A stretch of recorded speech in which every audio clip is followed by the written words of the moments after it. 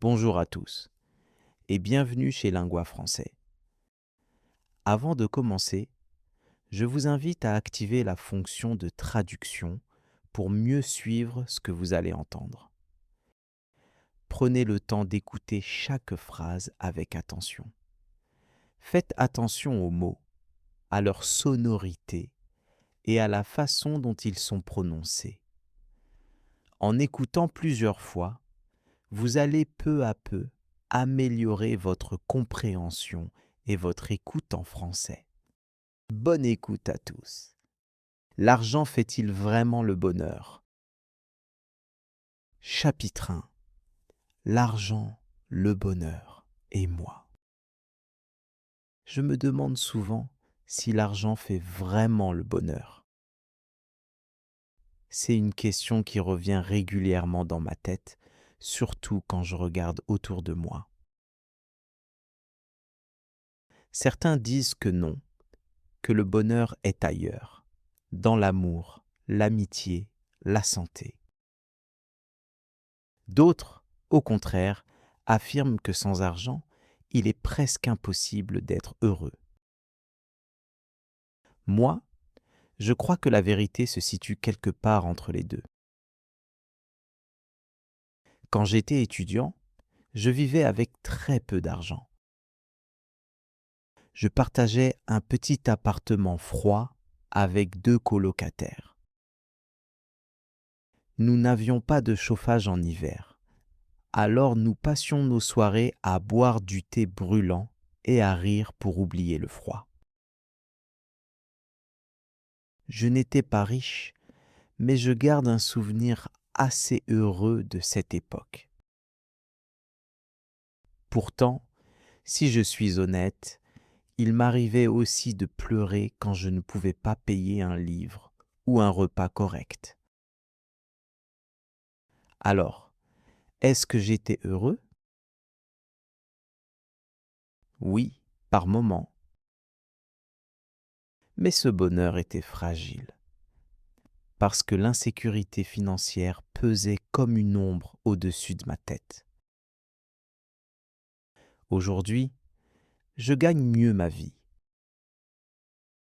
Je ne roule pas sur l'or, mais je peux payer mon loyer, mes factures, mes courses sans trop d'angoisse. Est-ce que je suis plus heureux? Peut-être pas plus heureux, mais plus serein, et c'est déjà énorme. Je crois que l'argent ne crée pas le bonheur directement, mais il enlève beaucoup de sources de malheur. C'est comme un parapluie sous la pluie. Il ne fait pas apparaître le soleil, mais il empêche d'être complètement trempé. Et puis, il y a la question des inégalités. Quand je regarde mes amis, je vois des différences énormes. Certains ont des salaires confortables, d'autres enchaînent les petits boulots mal payés. Et là, je me demande, est-ce normal de parler de son salaire? Pour moi, ça dépend. Avec des amis proches, j'en parle sans problème. J'ai même remarqué que ça peut être utile. Comparer nos revenus m'a aidé à demander une augmentation parce que j'ai découvert que je gagnais moins que d'autres pour le même travail. Mais avec des collègues, c'est plus compliqué. Le sujet reste tabou. On a peur de créer de la jalousie, des tensions et de détériorer les relations professionnelles dès qu'il est question d'argent au travail. Pourtant, je suis convaincu que si on parlait plus librement d'argent, il y aurait moins d'injustice. Et puis, il y a ce fameux rêve, gagner à la loterie. Je me suis déjà posé la question. qu'est-ce que je ferais en premier? Eh bien, je crois que j'achèterais une maison. Pas une villa de luxe avec piscine, non. Une maison simple, mais à moi. Je suis fatigué de payer un loyer tous les mois, fatigué d'avoir la sensation de jeter mon argent par les fenêtres. Ensuite, j'aiderai ma famille. Mes parents ont travaillé toute leur vie et pourtant, ils comptent encore chaque centime. Si je pouvais leur offrir la tranquillité, je le ferais sans hésiter. Alors, l'argent fait-il le bonheur? Je n'ai pas encore trouvé la réponse définitive. Mais ce que je sais, c'est qu'il ouvre des portes, qu'il soulage des angoisses et qu'il peut donner une vraie liberté. Le reste, c'est une question de cœur, de relation, de sens donné à sa vie. Chapitre 2. Quand l'argent frappe à la porte. Je n'avais jamais vraiment cru que ça pouvait arriver. Et pourtant, un jour, j'ai gagné une somme importante à un jeu. Pas des millions comme dans les films, mais assez pour changer ma vie.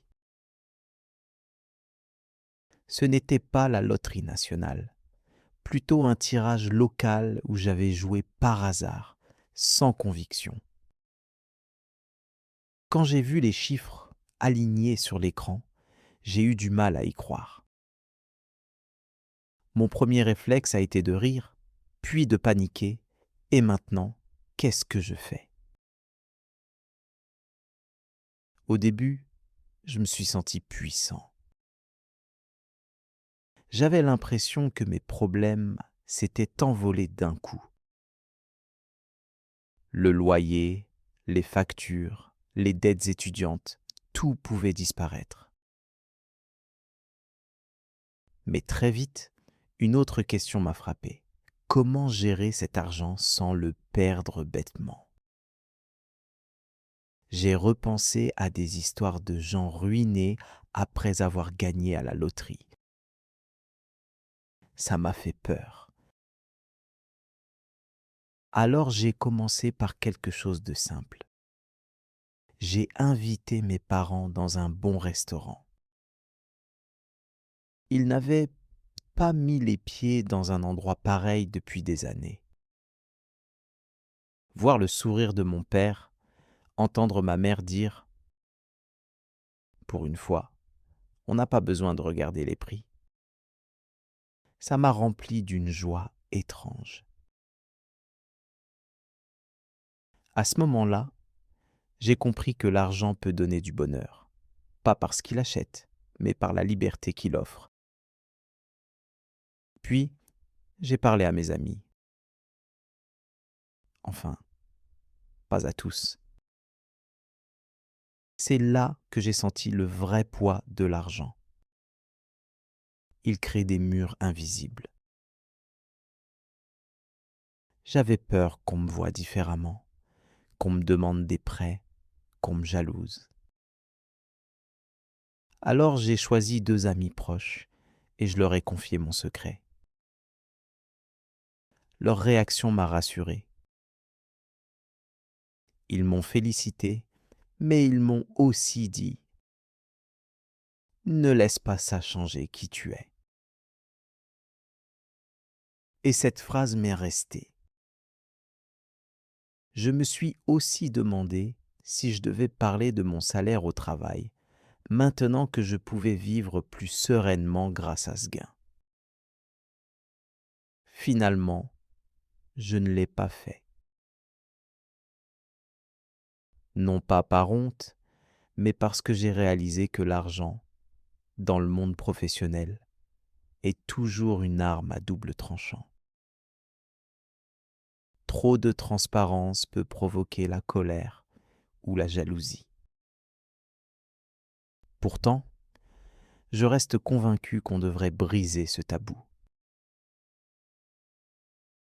Ce qui m'a surpris, c'est la façon dont mes priorités ont changé.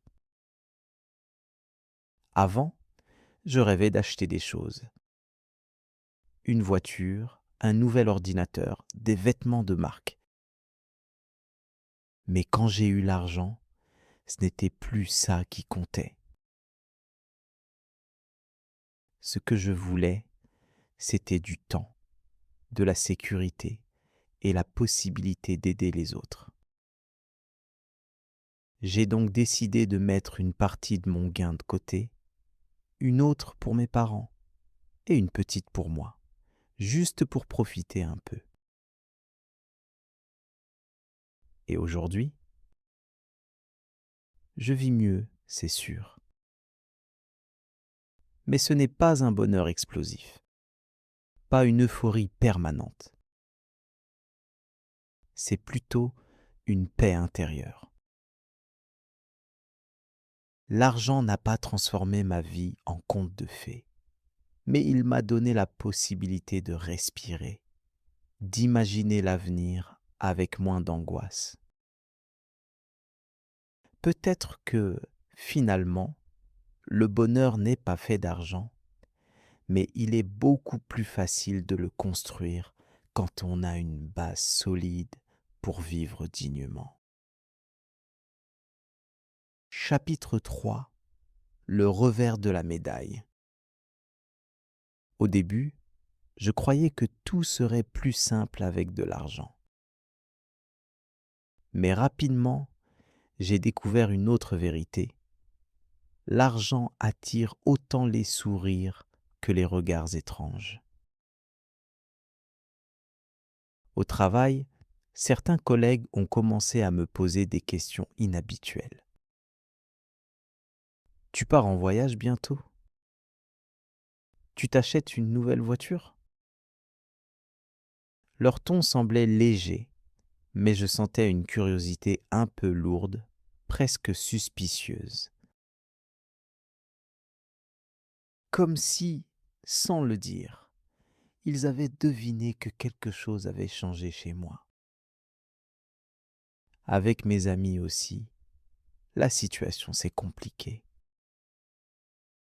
Je ne l'avais dit qu'à 2 personnes de confiance, mais les secrets circulent toujours plus vite qu'on ne croit. Un soir, lors d'une soirée banale, un ami m'a lancé en riant. Alors, quand est-ce que tu nous invites tous aux Caraïbes? Tout le monde a éclaté de rire, mais je n'ai pas pu m'empêcher de sentir une pointe de gêne. Est-ce qu'ils se moquaient? Est-ce qu'ils attendaient quelque chose de moi? À partir de ce moment, je n'ai plus jamais regardé mes relations de la même manière. Et puis, il y a la famille. J'aime profondément mes proches, mais l'argent change les dynamiques. J'ai voulu aider mes parents, et c'était une évidence, un plaisir. Mais d'autres membres de ma famille ont commencé à me solliciter. Un cousin éloigné m'a écrit un message pour un petit prêt. Une tante m'a demandé de financer une partie de son projet. Et moi, j'ai eu du mal à dire non. Comment dire non sans donner l'impression d'être égoïste? Mais comment accepter sans me sentir manipulé? J'ai compris alors que l'argent isole. C'est paradoxal. On croit qu'il rapproche parce qu'il permet d'inviter, d'offrir, de partager. Mais en réalité, il crée des distances invisibles. On ne sait plus si les gens viennent vers vous pour ce que vous êtes ou pour ce que vous avez. J'ai commencé à douter de la sincérité de certains sourires. Et ça, c'est un poison lent qui ronge la confiance. Un autre danger, c'est soi-même. Avec plus d'argent, on est tenté de dépenser plus. J'ai acheté des choses inutiles, simplement parce que je le pouvais. Une montre hors de prix, un sac de marque. Sur le moment, j'avais l'impression de me récompenser. Mais, quelques jours plus tard, ces objets perdaient toute valeur à mes yeux. Je me suis senti vide. Et j'ai compris que si je laissais l'argent diriger mes envies, je ne serais jamais rassasié. Alors, j'ai pris une décision. Poser des limites. J'ai choisi de vivre simplement, même si j'avais les moyens de vivre dans le luxe. Non pas parce que je veux me priver, mais parce que je veux rester libre. Libre de mes choix, libre de mes relations, libre de ne pas être défini par un compte en banque. Aujourd'hui, je regarde l'argent comme un outil, rien de plus. Oui, il rend la vie plus facile. Oui, il peut soulager beaucoup de souffrances. Mais il peut aussi détruire la confiance, la sincérité et la paix intérieure si on ne fait pas attention. Finalement, ce que j'ai appris, c'est que l'argent ne change pas qui on est vraiment. Il ne fait qu'agrandir nos forces et nos faiblesses. Chapitre 4. La vraie richesse. Avec du recul, je crois que mon histoire avec l'argent m'a appris plus de choses sur moi-même que sur les billets que je tiens dans mes mains. J'ai compris que l'argent n'est ni bon ni mauvais. Il agit comme une loupe. Il agrandit ce qui est déjà là. Si tu es généreux, il te donne plus de moyens de l'être. Si tu es égoïste, il nourrit ton égoïsme. Si tu es inquiet, il alimente tes peurs. J'ai longtemps cru que le bonheur dépendait de ce que l'on possède. Aujourd'hui, je pense qu'il dépend surtout de ce que l'on ressent et de ce que l'on construit avec les autres. Les plus beaux souvenirs de ma vie ne viennent pas de l'argent. Ce sont des moments simples, autour d'une table, dans une promenade, dans un éclat de rire partagé. Ces instants ne s'achètent pas. Ils se vivent, ils se cultivent. Mais je ne veux pas tomber dans l'illusion inverse. Dire que l'argent ne compte pas serait un mensonge. Je sais trop bien ce que c'est que de vivre dans le manque, d'avoir peur de ne pas finir le mois, de se priver. Le bonheur n'est pas fait d'argent, mais sans argent, la vie devient si lourde que la joie a du mal à respirer. Alors je crois qu'il faut dire les choses avec honnêteté. L'argent n'est pas la clé du bonheur, mais il est la serrure qui permet d'ouvrir certaines portes essentielles, comme la dignité, la liberté et la sécurité. Aujourd'hui, je ne rêve plus de fortune. Je rêve de justice. Je rêve d'un monde où personne ne vit dans la crainte constante du manque. Un monde où les inégalités ne détruisent pas les relations humaines. J'aimerais qu'on ose parler de salaire, d'injustice, de richesse mal distribuée. Parce que si on garde le silence, les inégalités s'installent encore plus profondément. En gagnant de l'argent, j'ai appris une chose précieuse. La vraie richesse, ce n'est pas ce qu'on garde, mais ce qu'on partage. Aider mes parents, offrir un peu de réconfort à ceux que j'aime, voilà ce qui m'a donné les plus grandes joies. L'argent seul ne remplit pas le cœur. Mais utilisé avec justesse, il devient un outil pour construire une vie meilleure, non seulement pour soi, mais aussi pour les autres. Alors, est-ce que l'argent fait le bonheur? Je crois que non. Mais il permet de mieux l'accueillir quand il frappe à la porte. Le bonheur, lui, se cache ailleurs, dans les regards sincères, dans la paix intérieure, dans la solidarité. Et ça, aucun billet ne peut l'acheter. L'argent fait-il vraiment le bonheur? Chapitre 1. L'argent, le bonheur et moi. Je me demande souvent si l'argent fait vraiment le bonheur. C'est une question qui revient régulièrement dans ma tête, surtout quand je regarde autour de moi. Certains disent que non, que le bonheur est ailleurs, dans l'amour, l'amitié, la santé. D'autres, au contraire, affirment que sans argent, il est presque impossible d'être heureux. Moi, je crois que la vérité se situe quelque part entre les deux.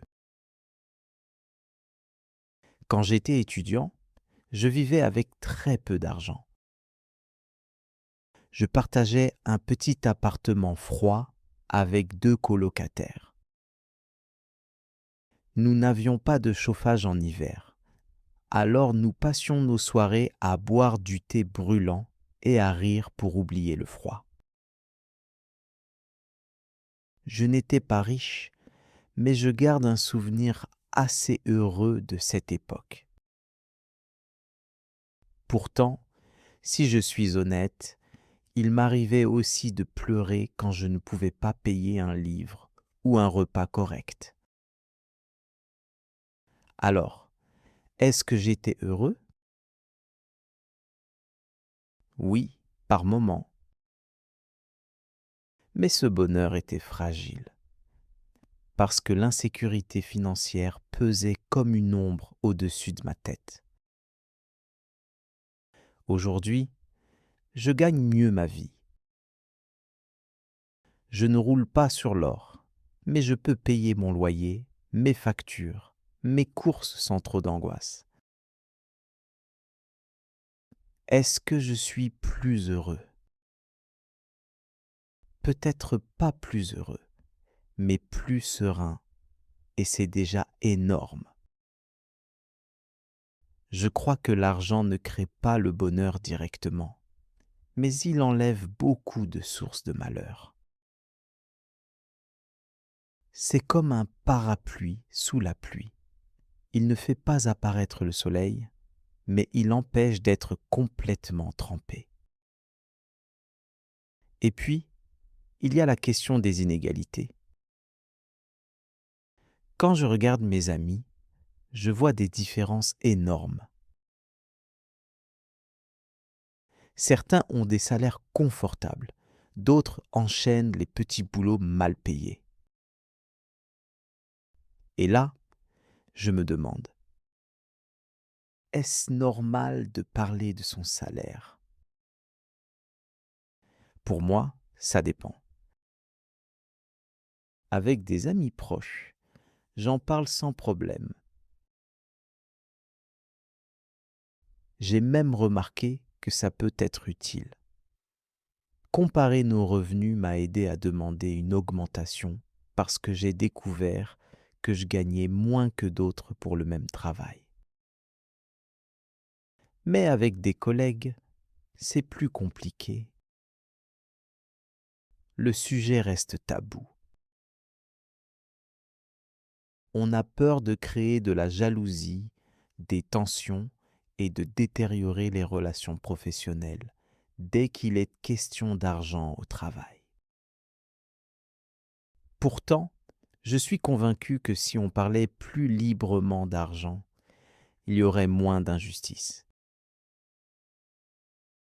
Et puis, il y a ce fameux rêve, gagner à la loterie. Je me suis déjà posé la question. Qu'est-ce que je ferais en premier? Eh bien, je crois que j'achèterais une maison. Pas une villa de luxe avec piscine, non. Une maison simple, mais à moi. Je suis fatigué de payer un loyer tous les mois. Fatigué d'avoir la sensation de jeter mon argent par les fenêtres. Ensuite, j'aiderai ma famille. Mes parents ont travaillé toute leur vie et pourtant, ils comptent encore chaque centime. Si je pouvais leur offrir la tranquillité, je le ferais sans hésiter. Alors, l'argent fait-il le bonheur? Je n'ai pas encore trouvé la réponse définitive. Mais ce que je sais, c'est qu'il ouvre des portes, qu'il soulage des angoisses et qu'il peut donner une vraie liberté. Le reste, c'est une question de cœur, de relation, de sens donné à sa vie. Chapitre 2. Quand l'argent frappe à la porte. Je n'avais jamais vraiment cru que ça pouvait arriver. Et pourtant, un jour, j'ai gagné une somme importante à un jeu. Pas des millions comme dans les films, mais assez pour changer ma vie. Ce n'était pas la loterie nationale, plutôt un tirage local où j'avais joué par hasard, sans conviction. Quand j'ai vu les chiffres alignés sur l'écran, j'ai eu du mal à y croire. Mon premier réflexe a été de rire, puis de paniquer, et maintenant, qu'est-ce que je fais? Au début, je me suis senti puissant. J'avais l'impression que mes problèmes s'étaient envolés d'un coup. Le loyer, les factures, les dettes étudiantes, tout pouvait disparaître. Mais très vite, une autre question m'a frappé. Comment gérer cet argent sans le perdre bêtement? J'ai repensé à des histoires de gens ruinés après avoir gagné à la loterie. Ça m'a fait peur. Alors j'ai commencé par quelque chose de simple. J'ai invité mes parents dans un bon restaurant. Ils n'avaient pas mis les pieds dans un endroit pareil depuis des années. Voir le sourire de mon père, entendre ma mère dire « Pour une fois, on n'a pas besoin de regarder les prix », ça m'a rempli d'une joie étrange. À ce moment-là, j'ai compris que l'argent peut donner du bonheur, pas parce qu'il achète, mais par la liberté qu'il offre. Puis, j'ai parlé à mes amis. Enfin, pas à tous.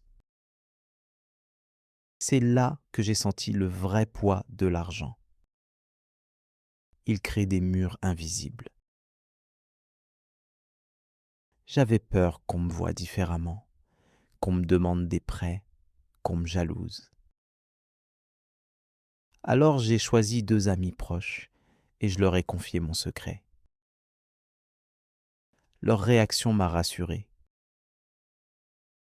Ils m'ont félicité, mais ils m'ont aussi dit: «Ne laisse pas ça changer qui tu es.» Et cette phrase m'est restée. Je me suis aussi demandé si je devais parler de mon salaire au travail, maintenant que je pouvais vivre plus sereinement grâce à ce gain. Finalement, je ne l'ai pas fait. Non pas par honte, mais parce que j'ai réalisé que l'argent, dans le monde professionnel, est toujours une arme à double tranchant. Trop de transparence peut provoquer la colère ou la jalousie. Pourtant, je reste convaincu qu'on devrait briser ce tabou.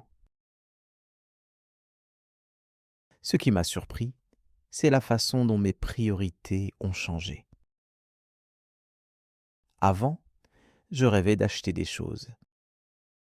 Une voiture, un nouvel ordinateur, des vêtements de marque. Mais quand j'ai eu l'argent, ce n'était plus ça qui comptait. Ce que je voulais, c'était du temps, de la sécurité et la possibilité d'aider les autres. J'ai donc décidé de mettre une partie de mon gain de côté, une autre pour mes parents et une petite pour moi, juste pour profiter un peu. Et aujourd'hui, je vis mieux, c'est sûr. Mais ce n'est pas un bonheur explosif, pas une euphorie permanente. C'est plutôt une paix intérieure. L'argent n'a pas transformé ma vie en conte de fées, mais il m'a donné la possibilité de respirer, d'imaginer l'avenir avec moins d'angoisse. Peut-être que, finalement, le bonheur n'est pas fait d'argent, mais il est beaucoup plus facile de le construire quand on a une base solide pour vivre dignement. Chapitre 3. Le revers de la médaille. Au début, je croyais que tout serait plus simple avec de l'argent. Mais rapidement, j'ai découvert une autre vérité. L'argent attire autant les sourires que les regards étranges. Au travail, certains collègues ont commencé à me poser des questions inhabituelles. Tu pars en voyage bientôt? Tu t'achètes une nouvelle voiture? Leur ton semblait léger, mais je sentais une curiosité un peu lourde, presque suspicieuse. Comme si, sans le dire, ils avaient deviné que quelque chose avait changé chez moi. Avec mes amis aussi, la situation s'est compliquée. Je ne l'avais dit qu'à 2 personnes de confiance, mais les secrets circulent toujours plus vite qu'on ne croit. Un soir, lors d'une soirée banale, un ami m'a lancé en riant: «Alors, quand est-ce que tu nous invites tous aux Caraïbes?» Tout le monde a éclaté de rire, mais je n'ai pas pu m'empêcher de sentir une pointe de gêne. Est-ce qu'ils se moquaient? Est-ce qu'ils attendaient quelque chose de moi? À partir de ce moment, je n'ai plus jamais regardé mes relations de la même manière. Et puis, il y a la famille. J'aime profondément mes proches, mais l'argent change les dynamiques. J'ai voulu aider mes parents, et c'était une évidence. un plaisir. Mais d'autres membres de ma famille ont commencé à me solliciter. Un cousin éloigné m'a écrit un message pour un petit prêt. Une tante m'a demandé de financer une partie de son projet. Et moi, j'ai eu du mal à dire non. Comment dire non sans donner l'impression d'être égoïste? Mais comment accepter sans me sentir manipulé? J'ai compris alors que l'argent isole. C'est paradoxal. On croit qu'il rapproche parce qu'il permet d'inviter, d'offrir, de partager. Mais en réalité, il crée des distances invisibles. On ne sait plus si les gens viennent vers vous pour ce que vous êtes ou pour ce que vous avez. J'ai commencé à douter de la sincérité de certains sourires. Et ça, c'est un poison lent qui ronge la confiance. Un autre danger, c'est soi-même. Avec plus d'argent, on est tenté de dépenser plus. J'ai acheté des choses inutiles, simplement parce que je le pouvais. Une montre hors de prix, un sac de marque. Sur le moment, j'avais l'impression de me récompenser. Mais, quelques jours plus tard, ces objets perdaient toute valeur à mes yeux. Je me suis senti vide. Et j'ai compris que si je laissais l'argent diriger mes envies, je ne serais jamais rassasié. Alors, j'ai pris une décision. Poser des limites. J'ai choisi de vivre simplement, même si j'avais les moyens de vivre dans le luxe. Non pas parce que je veux me priver, mais parce que je veux rester libre. Libre de mes choix, libre de mes relations, libre de ne pas être défini par un compte en banque. Aujourd'hui, je regarde l'argent comme un outil, rien de plus. Oui, il rend la vie plus facile. Oui, il peut soulager beaucoup de souffrances. Mais il peut aussi détruire la confiance, la sincérité et la paix intérieure si on ne fait pas attention. Finalement, ce que j'ai appris, c'est que l'argent ne change pas qui on est vraiment. Il ne fait qu'agrandir nos forces et nos faiblesses. Chapitre 4. La vraie richesse.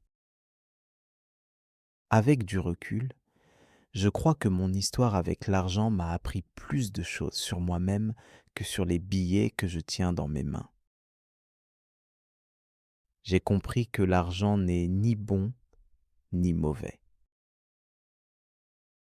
Il agit comme une loupe. Il agrandit ce qui est déjà là. Si tu es généreux, il te donne plus de moyens de l'être. Si tu es égoïste, il nourrit ton égoïsme.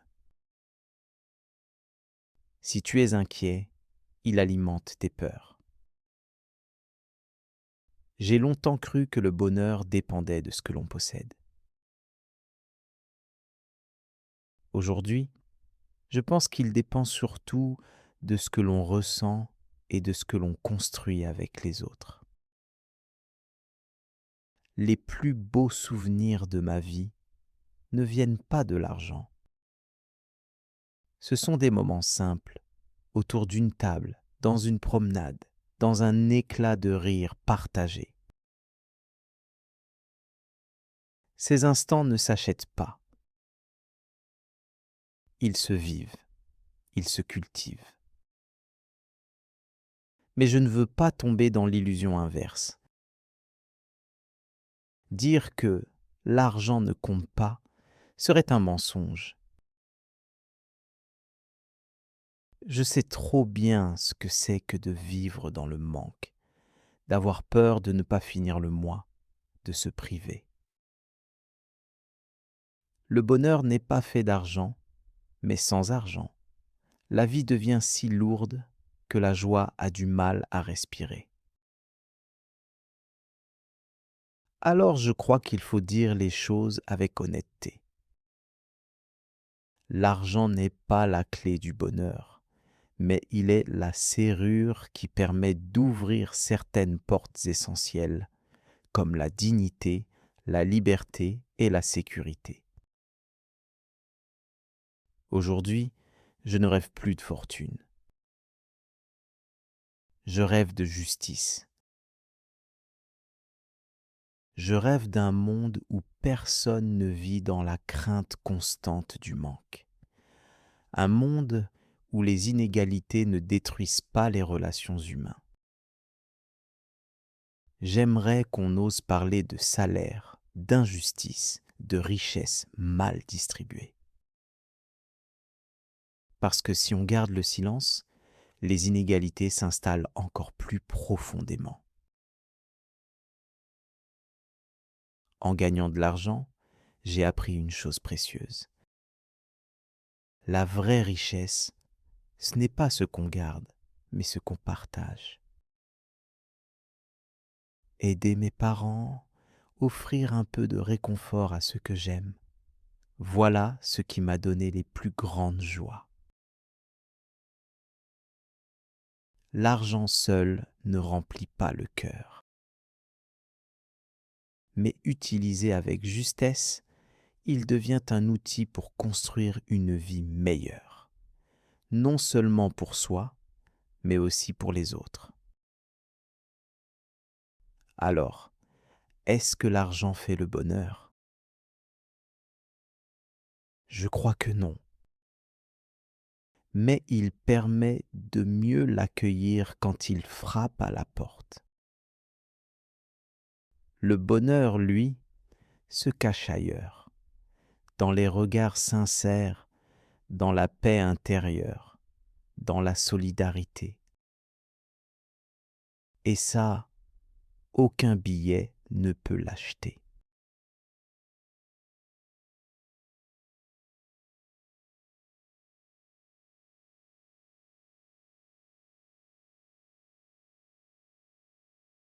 Merci d'avoir écouté et à très bientôt pour une nouvelle session chez Lingua Français.